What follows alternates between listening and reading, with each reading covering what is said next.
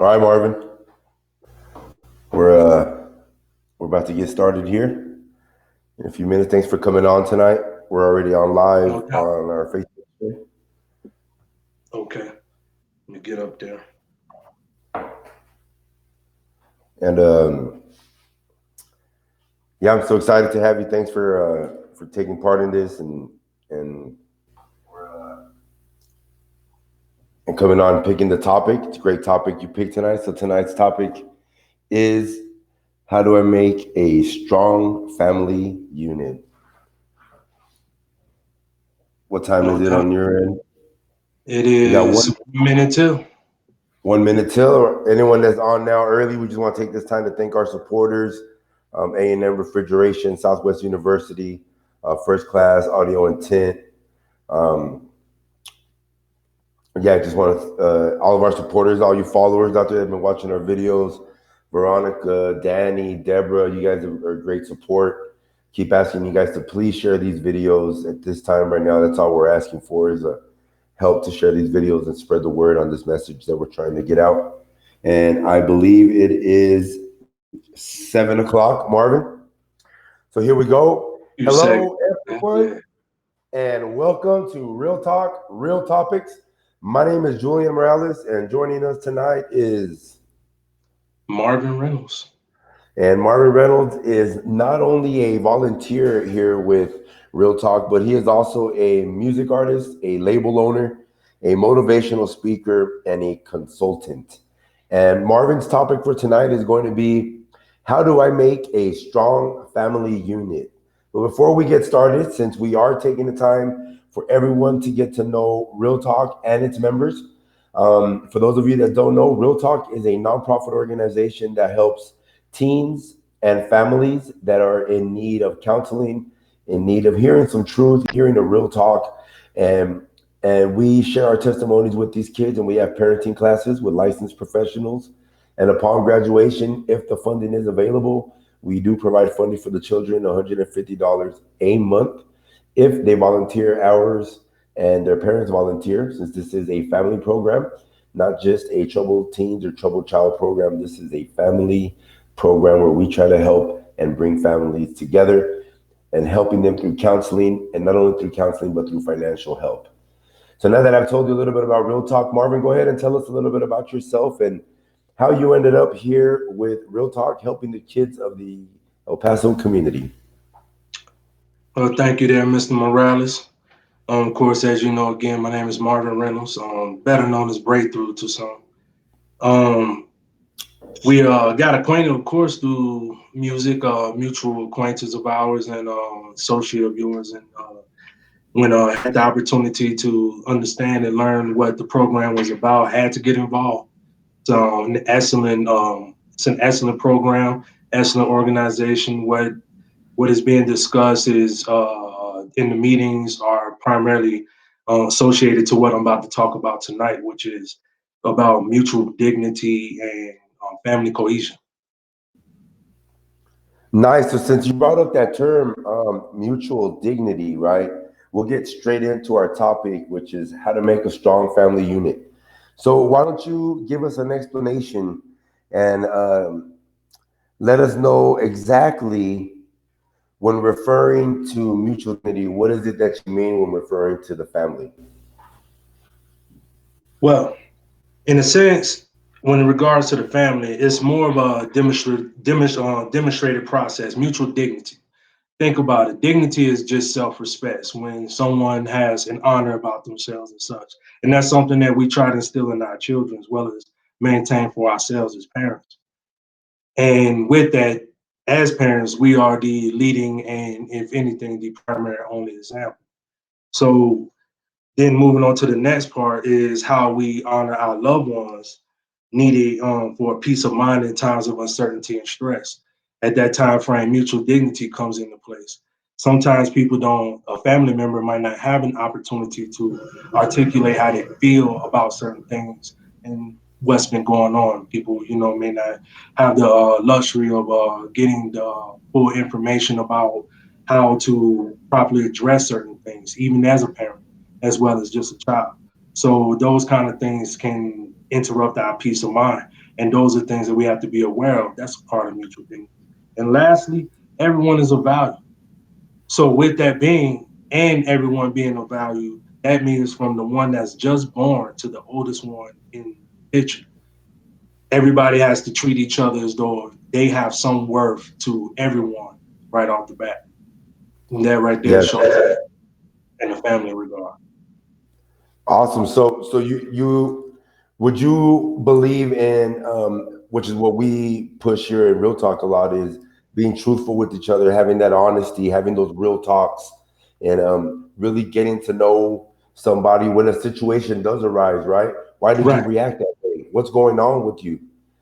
Right. And then in the same token, if you was to go in need for the peace of mind at those times, it's also how we ask those questions. It's also how we express ourselves when we're in a state of stress or uncertainty around a child that has that, or vice versa.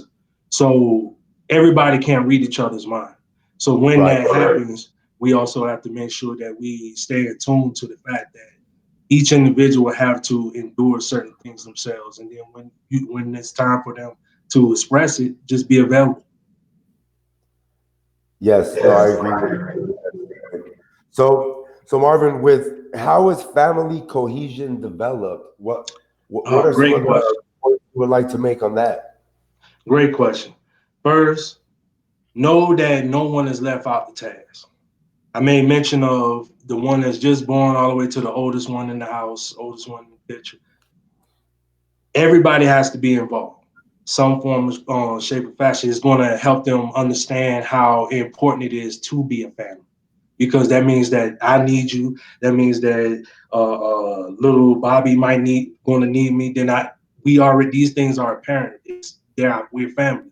The next thing is learn together. There's so much that we can do. You got parents that's going to college right now, probably never even been. And then you got their children going to college right now. And they're just coming out of high school, but they had the example set forth for them to even take that step. So learning together is very, very important as well. Lastly, everyone must think different, yet they must be selfless about it. When you are a part of a family and you love one another, you still should have the right to say no. You still should have the right to understand why no is being said. Sometimes that person may have the solution to to that problem that may need an alternative approach, whether if it be the 7 or 8 year old all the way up to the 88-year-old. So it's just really taking the time to administer in your household, listening, and that's how your family cohesion can really kick off. So listening is something that I've been posting about here recently on our Real Talk page. Right, is taking the time to sit back and truly listen to your kids and what they're saying, and Right. and, and not only your kids, your spouse. At this time that we're all Yes.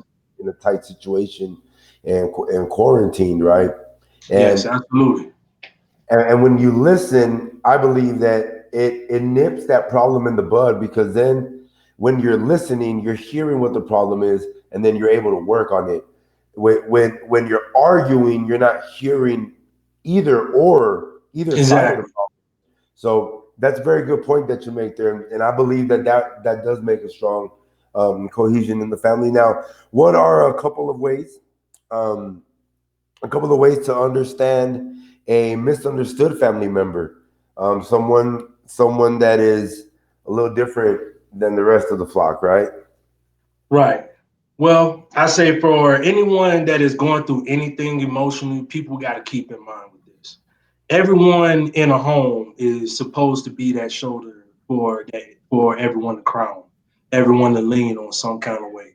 There would be basically no point in being a family if you can't be that. Then you also got to keep in mind that you must keep an open mind. Everybody's still an individual. I'm not my son, even though my son is a part of me because it's my child. Same, you know what I'm saying? I'm not my daughter, even though my daughter is a part of me, even though she's my child. But she has a mind of her own. He has a mind of his own. My wife has a mind of her own. And I have to respect it. Because if I don't, then I would never understand what anyone going through if I can't even understand the very people in my house compared to outside of it. Then lastly, you got to also realize too, no one is a mind reader. So patterns and habits, they are not always going to be your great resource to figuring out the issue. It's no point in trying to predict because that's what makes a person even more misunderstood. Lest you tell me, I don't know. And that's the Right. same goes for anybody. And you just got to be patient enough to listen. And then there's the last thing too. No one in anyone's household should grow up without a skill that would benefit their lives and those among them. You got too much to take care of as a parent, and you got too much to focus on as a child. And then the spouses for you to neglect something like that. You got to take this is how you can develop both things, mutual dignity and family cohesion. Find Yes. something that will benefit everyone and let your legacy prevail. Because right now, regardless of the way people may think about these issues that's going on, the one thing that we need to do is realize that we're still here. And Yes. we have to take care of what's at hand. And that child's well being and their peace of mind is definitely something we must nurture, both men and women, as father and mother. You know what I'm saying? As parents, no matter who it is, however it may be structured. The matter of fact is that that child deserves that. That's not a right. That's not even a privilege. That should be something that's inherited. So that's how you address something like that, at least one way. You can take it Something further. struck a chord in me. You know, it's something that I'm dealing with right now with my son and him. Not that he's different or anything's wrong. He's just not me. And I personally, when you said that right now, I've been having a hard time with understanding that no matter what I've taught him and how much he's been around me, because, you know, I was a single father for a long time and he's been by my side and we've traveled together. And when I worked out of town and he was with me. That's a And black. when, yeah, no, it's been a blessing. But now that he's turning 15 and he's turning into his own person, I feel myself at times feeling that anger or being upset because he's not just like me. And that's a good thing that you brought up. And I do need to understand that he is his own person. And granted, he is a lot like me. There are going to be some things that he's different on, and that makes him him, right? Right. Yes, And it does. And so, that's what are also going to make you a great dad, man. Yeah, no, I hope so. I keep trying, and all these things that we talk about, I truly do. I'm not perfect. I'm not perfect, but from where I've been, and those of you that personally know my family, from the kind of person I was before to the things that are happening in our life now, in our family's life, implementing these things truly have made a difference, man. I I can't reiterate on that. Like I said, I'm not perfect. I still have my faults. We all do. But I know I'm a far better person than I was in 2016 and a better person than I was in 17. And I was better in 18 than I was in 17 and way better in 19 than I was in 18. And this year, I'm just going to blow it out the water and keep on that track by Right. implementing these things that I'm talking about, right? Right. So what are some ways where we can implement family cohesion? Um, how can we implement that into our day to day or into our routine? Because I know a lot of families, both parents work, kids are in activities. It's not always even on the parents, right? It's sometimes we Right. overbook our kids with activities and that we get to spend very little time with them. And when we do, those moments need to be important and then we need to capture them and capture their minds and hearts in those few minutes that we have with them at times, right? So how is it that in those moments, in those minutes, those seconds, those hours that we have with our kids, how is it that we can implement some of this cohesion with our children, our family unit? My brother, we home. You got to find time. Yes. And it only starts with the parent. And I'm going to be honest with you. That right there is the basis of true leadership and the structure thereof. So you got to exercise that kind of time management for yourself and then you implement it in your house. I mean, you can't just, automatically just be like, oh, well, after a certain amount of time, y'all can do what y'all want to do. No, it just don't work like that. This is the great time to go ahead and place emphasis on the fact of who you are, not as just a parent, but as a leader and what a leader should stand on and be about. So, I mean, it's really all on the parent. You know what, Marvin? Since I got out of prison and I started working, there was a saying that truly stuck in my head and something that I live by now. And everything I do, whether it's with Real Talk, whether it's at work, Right. whether it's most importantly here at home, right? Attitude reflects leadership. I agree. And the attitude, the tone that is set in the home reflects the attitude of the leadership in the home. Now, let's not forget in some homes, the parents aren't the leaders. Unfortunately, it's like that these days. It's the oldest kid that's leading the younger kids and leading the household because the parents are working a lot. But attitude reflects leadership, and I believe it starts at the top. And for those of us that are involved with our kids and are involved in our household, the attitude of your child reflects the attitude of who's leading, who they're being led by. And man, that's a true statement. If you don't mind me expounding on that, for those that are at home that's going through that with the parents having to work more and then there's the older child, believe me, I've been that. I've been that child. I'm the oldest. And I'll be absolutely honest with you. I pray that that child and that parent understand what mutual dignity is more than anything, Yes, primarily for the fact that they both, regardless of the fact, that child still has a parent. I don't care who or how that child think they must administer their responsibilities. That responsibility was given to them. So they must remember that and the knowledge that they still have a parent. Secondly, they're both going to be leaders. And this is just a great example and a great time to meet that challenge, not just as the child, but the little ones and the parent. So everyone as a family is showing unit cohesion when they all work together and do their part. yes. Yeah, so something today we practiced that because we were talking on this topic, right? I knew we were going to talk about this today. So this morning, my wife woke up and she woke up in she had the cumbias going, ready to clean.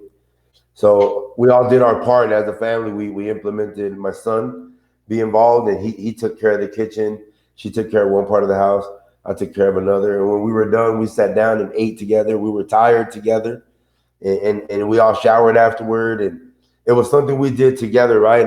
And we felt we bonded over it. There was good conversation at the table amongst all three of us. And um, Good. I I asked my son if he's willing to be on one of these and within the next 3 weeks to Right. talk about the issues that I'm talking about and really put it to the test and ask him, hey, am I really attempting to do these things? Where am I failing?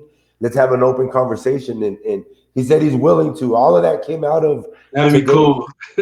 Yeah, today's activity of cleaning together Right. and really taking care of the house and doing our part as one, all three of us as one, and then sitting down and eating as one.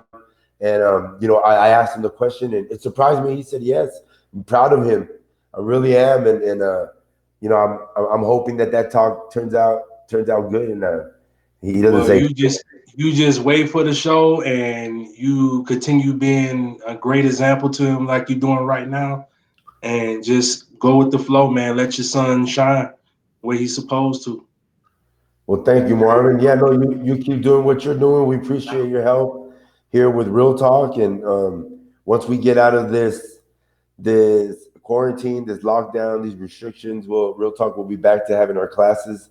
For now, we're gonna keep doing this and bringing you guys on and just chatting and getting to know each other and our thoughts and things that we do to make us better parents.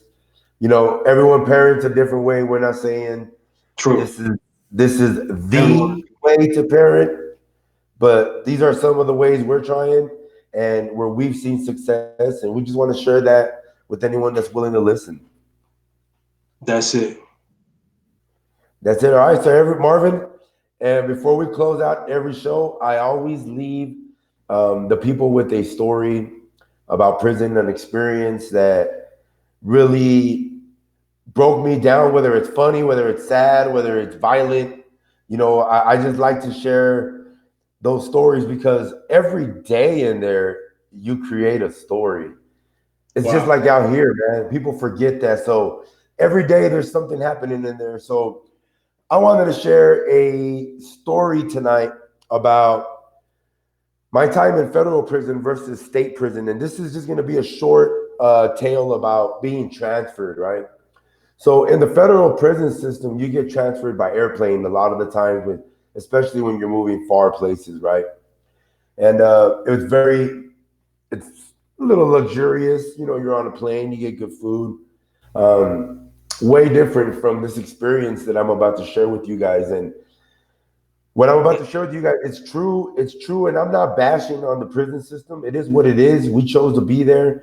Don't take these stories as me saying the prison system needs to change. It's us that need to make a change. Right. First, self accountability. I Right. wish these things. I wish these things didn't happen while we were in prison, and I hope for those things to change. But I mainly hope for people to change and not show up in those places. But this day, I was at the Annex Jail here in El Paso. It's winter, and I'm waiting to catch a chain, which is a transfer from the Annex to Middleton, which is somewhere near Dallas. It's about a 10, 12-hour bus ride. And it's in the middle of winter, it's cold.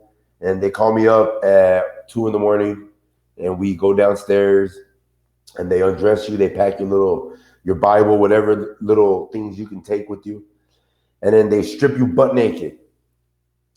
So you're standing there with all these dudes. You don't know who they are. They don't know you. Some of them you might know. And they put you in a onesie with no underwear on. It's just a onesie. Mine was a short, and then they had no sleeves. And then they had 1, 2, 3, 4, 5 buttons. That's it. And then you're chained and shackled to somebody else, barefoot. We get on the bus, and I'm thinking the bus is going to be somewhat decent. We're taking a 10, 11-hour bus ride to Middleton. And it was like a blue gray goose, those old school buses, metal, hard Wow. seats. You're chained, shackled to your person next to you, barefoot, and it's blistering cold, Marvin. Blistering cold. I give it to Texas. The 13 years I did in federal prison, even though I did a lot of those years in solitary confinement, Right. the 2 years and the process that you go through in the state of Texas deterred me from going back to prison. Wow. It it, it is something that made me feel less of a human, had no control over it. The only control that I had was not making the choice to go back, and I did, and I was there, and I was at the hands of their mercy, and I was going through it, and I was rolling with the tide. But I'll tell you what, it changed my life, and that experience of being freezing, not being able to get a blanket, having to go to the restroom with somebody chained to you on a bus, pissing on the seat. People are missing the pisser, and you go to piss, and you're barefoot, and you're stepping on piss. It's demeaning. It's it makes you feel less of a human. But like I said, I don't like brown gravy, so I don't eat it. I don't like living and being demeanored and being thought less of a human, being called an Right. offender. So I left that gravy alone. And this is what I recommend to any kid, any adult out there right now, living that life. You're making that decision. Stay away from it. It's not worth it. It's just not worth it. Those experiences, they suck. They leave you scarred. Um, these are things we don't talk about this as prisoners. We talk about the hard stuff we do. And Isn't and that and interesting? yeah, we don't want to talk about the realness of it and the times we felt vulnerable and at But the mercy of someone else's hands, right? and it's a shame too because what's considered real is what gets you in there in the first place, and that right there is Yes, contradictory. yes, no, definitely. They rappers these days talk about popping bars and Versace and all this. They should talk about concrete walls and iron bars, because that's where you're gonna end up, or you're gonna end up in the pine box. One of the two. That's the truth. But Marvin, thank you for today. I hope you enjoyed my story. I I definitely did, enjoyed man. conversing with you, Yes. hearing your thoughts, your process on family cohesion. And that was it for us today on Real Talk, Real Topics. Marvin, thank you for coming on. For those of you listening, be blessed, be kind, and love your children. Till next Amen. time, Keep God's see you guys. commandments. Have a good one.